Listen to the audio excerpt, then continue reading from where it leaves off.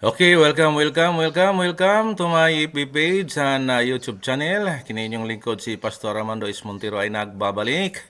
O niining adlaw pizza 21 sa bulan sa April, Lunes.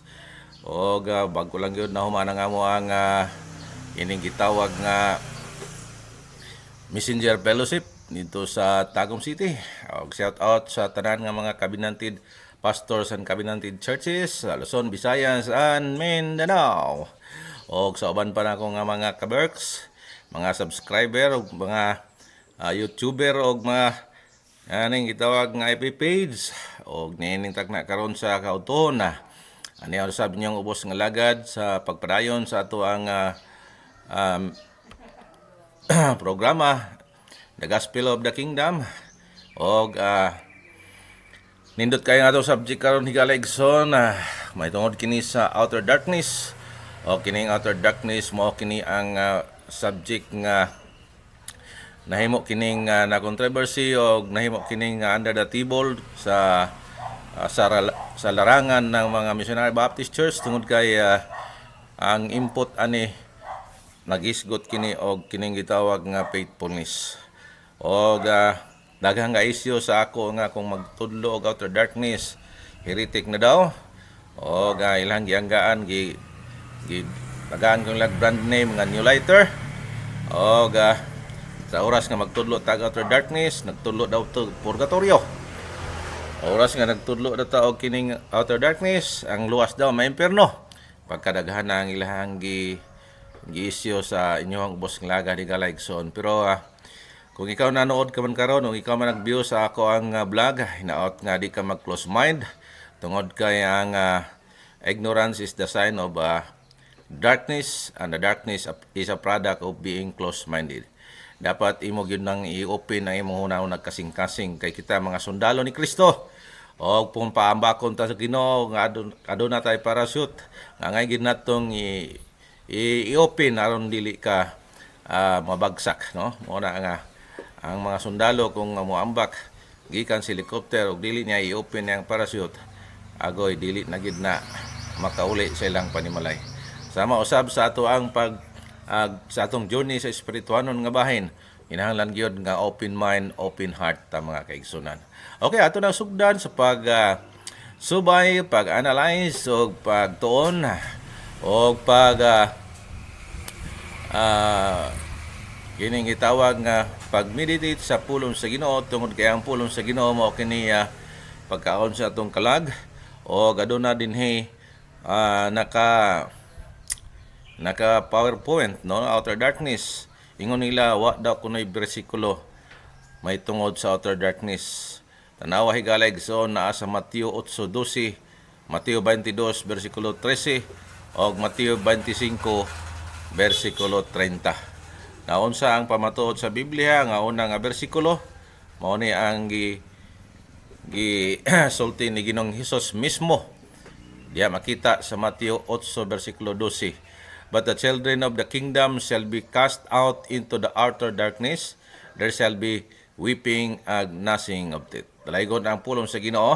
Ug hinaot mga kaigsunan ng Balang Espiritu mamisita diha sa inyohang tagsa-tagsa kakaugalingon karon o kini inyong ubos ng lagad mao himong instrumento alang sa pag spread out sa maong pagtulunan o kini nga maong pagtulunan o sa kini ka pagtulunan nga broad kayo o kini mao ang pagtulunan nga diin na makarealize ka nga ang pagkamatinumanon moagay angay natong himuon. Kay kung dili ikaw sa pagaputlon o kining gitawag nga children of the kingdom o sa kini ka mga kaliwat ni Abraham o nahimo kini sila nga gilabay o giputol gikan sa covenant tree. Ikaduhang bersikulo mga kaigsoon atong luwatan dinhi may tungod kini sa kining gitawag nga wedding. No wedding garment, no? Matthew chapter 22 verse 12 down to verse 13. Then said the king of the servants, bind him hand and foot, and take him away and cast him into the outer darkness, there shall be weeping and gnashing of teeth. So ginana paggapos galaigson, isa ka kamot o isa ka tiil. So mao kini ang ikaduhang bersikulo nga gipamatud-an og na-record diya sa New Testament Church, Matthew 22:12 to 13. May tungod kini sa literal nga wedding o customary sa mga Hudiyo. Ato niya nang maklaro mga kaigsunan. Ikatulo nga pasahe sa Biblia, Matthew 25 versikulo 30, and cast ye the unprofitable servant into outer darkness, there shall be weeping and gnashing of teeth. So, mora gyapon ang tunada higala igsoon. Nga diin nagisgot kini sa usa ka ulipon nga taspukan tapulan og ang gitagaan siya kapital wa niya gipatigayon og niabot ang ihang agalon og gigapos siya og gilabay siya sa outer darkness. So, mga kaigsunan, tulo ka mga bersikulo dili kini deny niya sa balang kasulatan nga adunay outer darkness. O kinahanglan nato kining tutukan o ato kining lantawon kung unsa ang outer darkness. Mga kaigsunan, sa tang mga padayon tasunahan adto sa definition of terms by Tim Amis. Aduna nay libro mga kaigsunan sa mga covenanted churches kaniadto nga nagbarog diha sa pagkamatinumanon. Kini si Tim Amis matud pa niya, outer from the root word out or exterior and external, no? Darkness to be without light, no? Og matud pa sa In Manners and Customs of Bible Lands, matud pa ni Fred H. Witt, state that the following about outer darkness: incense banquet were usually held at night in rooms which were brilliantly lighted, and anybody who was excluded from the feast was said to be cast out of the lighted room into the darkness of light. Page 62 up to page 63. So mao kini ang gisulti nga definition sa maong author nga si Fred H. Witt. So ato makita sa ilahang customary higala igsoon nga wala gyud wedding nila nga adlaw. Puros gabi tungod kay adunay brilliant light. So it is a literal nga gikuha nga example sa ato ang Ginoo tungod kay ingon ana ang ilahang customary sa mga Hudiyo nga gabi yung dako ang maong wedding pagahimuon, unlike sa ato dinhi nga kasagaran pang paniud to, no? Tagsara naghild o gabi. Pero sa ilaha gabi gayod tungod kay aduna sila customary nga banquet night o adunay brilliant light, o kung dili ka invited dinha mosulod ka dinha pagawason ka kay aduna sila ginitawag wedding garment, o kung mamugos ka gapuson ka. So mao na to nga atong nakita kaniya pasahi sa balaan nga kasulatan. Okay, padayon ta mga kaigsunan. Og ang outer darkness mga kaigsunan sa simpleng meaning is state of being. Sa ato ang pinulungan, kahimtang sa kinabuhi, no?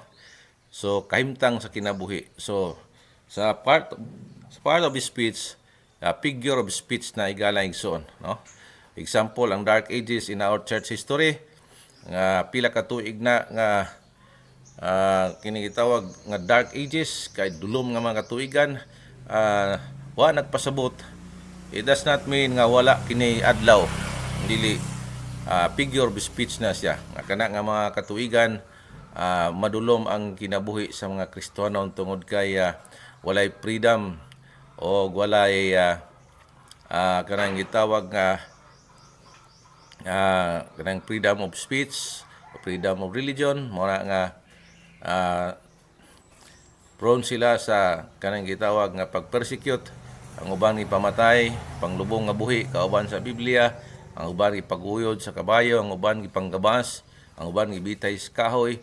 So yun ana ang history o track record sa iglesia sa ato ang Ginoo sa 1st and 2nd century. So mao na nga term nga dark ages. Pero wa nagpasabot nga walay adlaw na, no? Naay adlaw pero figure like speech lagi. So kanang children of the kingdom o kining unprofitable servant.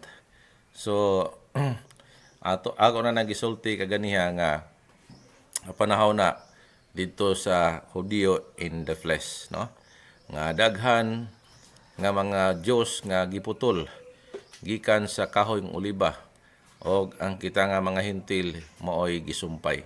Og ang salin nga kadtong mga apostolis nga nahimong wala nag-reject ka Jesus maoy nahimong pundasyon sa iglesia og ang kita nga hintil giablihan sa Ginoo ang maong opportunity sa covenant salvation og nahimo kitang nasumpay base sa Roma 11. Og mo na ang atong makita nga adunay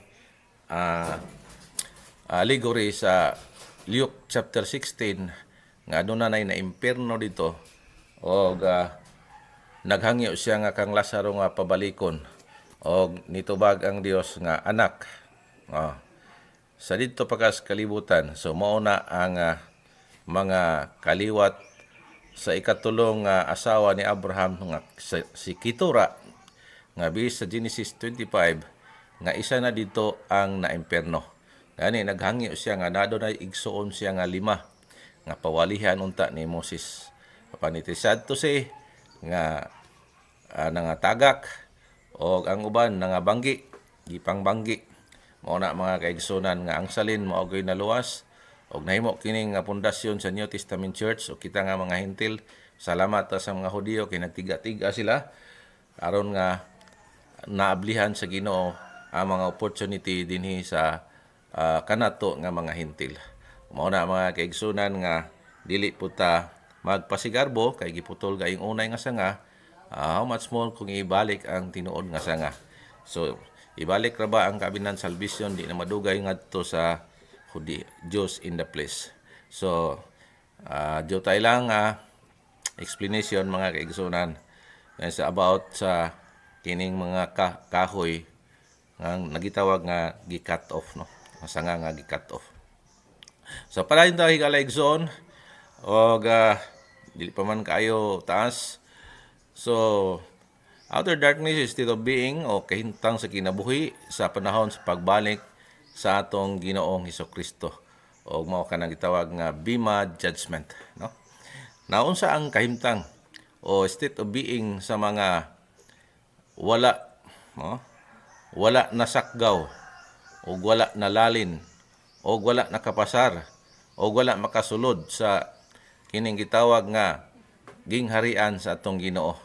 Kung sa kahoy pa sa atong makita sa John 15:1-5 na cut off, no? Og dasunan sa Romans chapter 11 verse 19-20 og mao kana ang references sa usa ka sambingay nga giputol, no? Now ato daw basahon ang una kini pag-una kining John chapter 15 verse 1-5. So matod pa dinhi ako mao ang matuod nga punuan sa paras ug ang akong amahan mao ang nagmaguuma. Ang tanan nga sanga kanako nga dili magabunga ihang kuhaon og ang tanan nga magabunga ihang hinluan aron kini mamunga og daghan.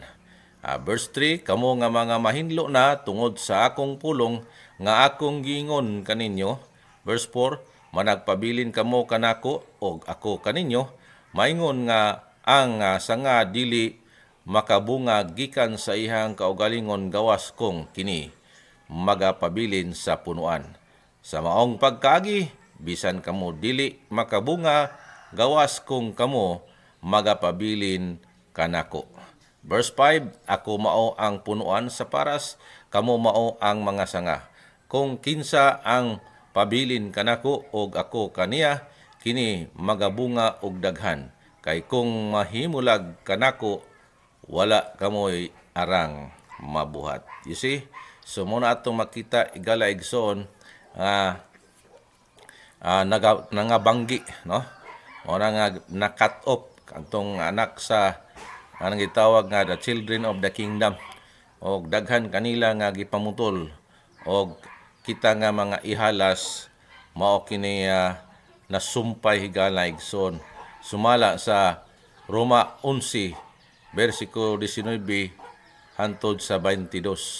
Ang Biblia nagakanayon, busa magaingon ka ang mga sanga gibanggi aron ako igasumpay maayo tungod sa ilahang pagkadili matinuohon. Ginabanggi sila og ikaw nagabarog tungod sa inyong pagtuo. Dili ka magpahitason kundili kaaghop ka. Verse 21, kay kung ang Dios wala magapagawas sa mga sanga nga unay, dili usab ipagawas siya kanimo. Busa tanawa ang pagkamaayo ug ang pagkabangis sa Dios alang sa mga nangahulog kabangis apan alang kanimo ang kaayo sa Dios kung magpadayon ka sa iyahang pagkamaayo kay kung dili ikaw usab pagaputlon. So mao kanay unod sa pasahi sa Biblia higala igsoon. So mao na nga ang kahimtang sa kinabuhi o state of being panahon sa pagbalik sa atong Ginoong Jesucristo nga abi nila naa pa sila nasumpay sa kanang gitawag sa kahoy ng oliba nga mao si Kristo na cut off na di ay. So na shut kanang gi-pro na no. Mao na nga adunay warning kanatong mga hintil nga ihalas nga nasumpay pagaputlon puta kung di ta magpabilin sa pagkamatarong sa ato ang Ginoo. So taas-taas na higala igsoon sa ato pang payag gamay. Hindi manganin nato ni mahurot karon sa sunod na pod nga higayon. State of being sa panahon sa pagbalik sa atong Ginoo adunay na shut upan, no? Na nasirad-an. Sa kini ka allegory o sambingay sa atong Ginoong Jesucristo nga iya kining giluwatan sa Mateo 25 bersikulo 1 hantod sa 10. Na atong basahon para nga mabulahan ta nga namati og nagbasa og mag-apply usab sa atong sabtan. Matod pa rin sa Mateo 25 bersikulo 1 hantod sa 10. Unya ang gingharian sa langit masama sa napulo ka mga ulay nga nagdala sa ilahang mga lamparahan og nanggula sa pagsugat sa pamanhunon og ang 5 kanila mga buang-buang og ang 5 mga maalam. Verse 3, kay ang mga buang-buang sa nagdala sa ilahang mga lamparahan wala sila managdala sa lana uban kanila. Apan ang mga maalam na nagdala sa lana sa ilang mga tibod uban ang ilahang mga lamparahan. Karon sa nadugay ang pamanhunon na nagduka silang tanan og nangatulog. Apan sa tungang gabi may usa ka tingog ania karon ang pamanhunon nagaanhi, sugatan ninyo sila. Verse 7, unya kadtong tanang mga ulay na nagpamangon og hikay nila ang ilang mga lamparahan og ang mga buang-buang na nag-ingon sa mga maalam, hatagi kami ninyo sa inyong lana kay nagakapalong ang among mga suga. Apan ang mga maalam na nagpanubag nga nagaingon, tingali kulangon kami, pangadto hinuon kamo sa mga nagabaligya og pamalit kamo alang kaninyo. Og samtang miadto sila sa pagpalit, miabot ang niabot ang pamanhunon og sila nga mga andam mingsulod uban kaniya sa kasal og gisarhan ang mga pultahan. So mo na gitawag sa English na shut up, na shut upan, nasirad-an.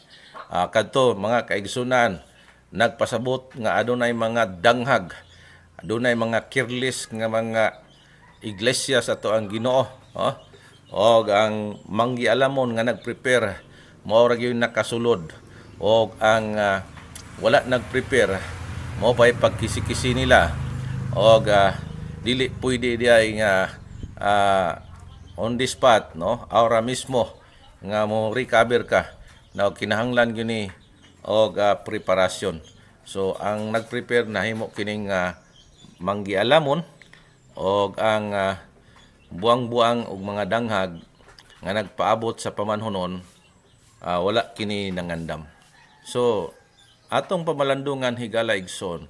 Muna akong ikaingon kaganiha nga ang outer darkness aduna kini malawak o broad kini nga emphasis mahitungod sa iglesia sa Ginoo kang Kristo.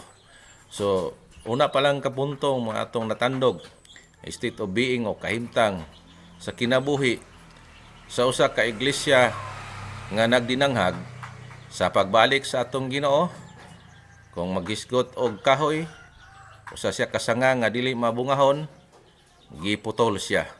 O wala siya, dili na siya kabahin sa maong kahoy.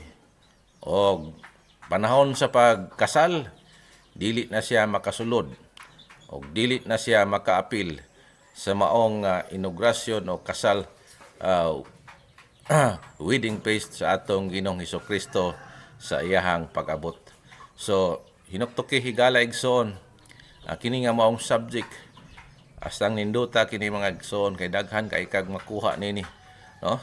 So, diri lang usa ta kutob mga kaigsoon, no? Na parang naapa kay balikan, parang naapa kay abangan. Siguro, mga adlaw, sorry kayo sa ako ang place ka saba kayo, no? Noon kay na ako sa Daplins Kasada, o busy kayo daghang tao sa amoa, o nagdalikyat lang ko og sumpay pagpadayon sa ato ang gospel. So mora nga ayaw kalimot galigson pag subscribe, pag like ato ang program The Gospel of the Kingdom, o hinaot nga inyo kining subaybayan hanggang sa muli magkita-kits tayo sa kini inyong ubos nga lagad. Si Pastor Armando is Montero ay manamilit nga kaninyo. God bless you, o hinaot nga ang Dios manalangin kanato sa tulo ka area sa ato ang kinabuhi. Okay, bye-bye.